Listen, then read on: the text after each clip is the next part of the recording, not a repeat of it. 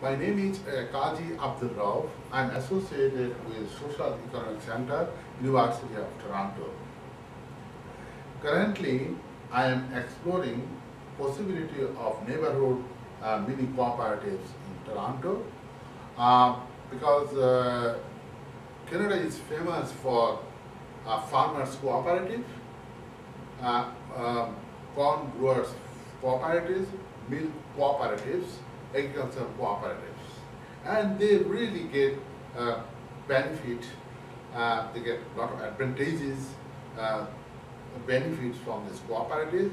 Also they get some advantage from the states, public financing. But there are rarely you can find mini cooperatives among the disadvantaged people, especially immigrants. The immigrants come in this country and they sometimes lost themselves when they see that, oh my God, this bright light infrastructure and huge, sometimes they lost. So from that point of view, I think is why this is happening. So a lot of agencies are working, settlement counseling, employment counseling, ESL, English, second language. These are the a lot of community agencies are there, but they give some training, they get some services. But after getting services, they become themselves. There's no networking of them. So I'm thinking that it is very essential for them to make some networking among them so that they can develop the solidarity among them. So that's why I was searching on this mini cooperative, possibility of cooperatives in Canada.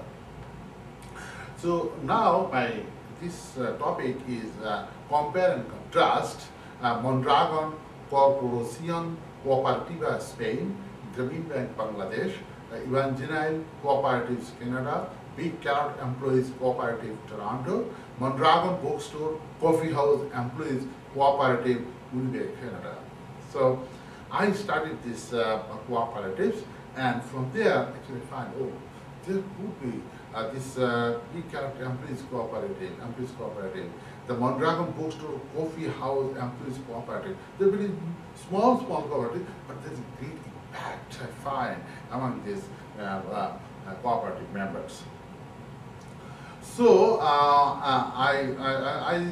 in this my research I will explore the possibility of forming mini cooperatives among underprivileged people, immigrants in their neighborhoods in Canada. So the concepts of Canada. A little bit talk about the theory side. Cooperative is an autonomous association of persons united voluntarily to meet common economic, social, and cultural needs. These cooperatives are working at the grassroots level with the idea of community development. They are an alternative market-based, individualized capitalism that promote community development. They are not charities, rather cooperative social enterprises. They are not fully dependent on charity. So they are alternative to profit-making businesses in the capitalistic society. So cooperatives are very, very, I can say that it is one of the sustainable development, because the basic principles of cooperative follow 7 principles. They are voluntary and open membership, democratic member control, members' equal participation, autonomy and independence, education, training and information, cooperation among cooperatives, and concern of community. So the advantage is cooperatives follow democratic decision-making processes, share economic and social missions with local people, not fully depend on public funding or government funding, grants and subsidies, which nowadays government funding is shrinking. So cooperatives are not fully dependent on government funding or external funding. The external funding stopped, the program totally stopped. So it is not certain cooperative, because they have some also their own strength of internal funding process. contribute to local living economies, promote long-term sustainable development, promote self-employment, also employment in the community, and the big advantage is they promote networking, connectivity, solidarity, integrity in the community, and reduce poverty. I'm little bit talk about the history of cooperatives in Canada, Spain, and Bangladesh. You know, in Canada, Father Jimmy Tompkins and Moses Cooley initiated the evangelical cooperatives antagonist movement in Nova Scotia in 1940. You know that it's famous in Canada, Cooley International Institute. Now they have cooperative courses, they promote a lot of community development programs. So that is the birthplace of, you can say that, Cooley cooperative antagonist movement. They promoted and inspired local social cooperative enterprises in Canada. However, farmers, mini cooperatives, growers, mini cooperatives are struggling to flourish. They need to adapt to the contemporary socio-economic situation. Big Carrot in Toronto, we have a good example there.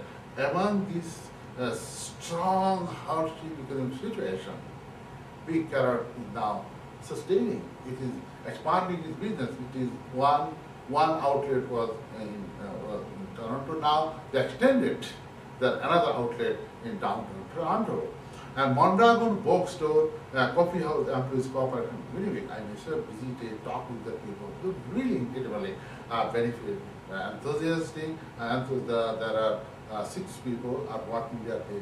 They said, I am the owner of the business. So I'm working as well as I'm owner of the business. So my job security is there. At the end of the year, we also get some dividend. So which gives me the extra. So the money doesn't go to only one person, which is divided among the employees. So they're very positive.